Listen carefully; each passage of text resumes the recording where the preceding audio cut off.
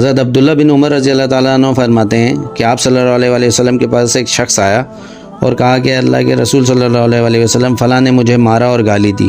اگر میں اللہ اور اللہ کے رسول پر ایمان نہ لاتا تو مجھ سے زیادہ ہاتھ اور زبان چلانے والا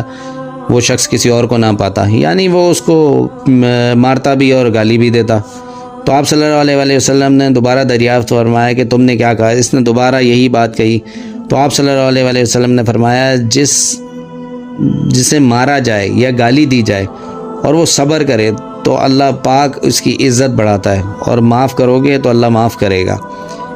اور اصل بات بھی یہی ہے کہ معاف کر دیا جائے، اور اگر سامنے والا شریف آدمی ہوگا تو وہ شرم محسوس کرے گا اور دوبارہ کبھی ایسی حرکت نہیں کرے گا، اور اللہ پاک کے نزدیک بھی معاف کرنے والے کی عزت اور بڑھے گی، اور لوگوں کے نزدیک بھی اللہ پاک اکرام اس کا بڑھا دیں گے۔ لیکن برائی کا بدلہ اس لیے کہ اس نے برائی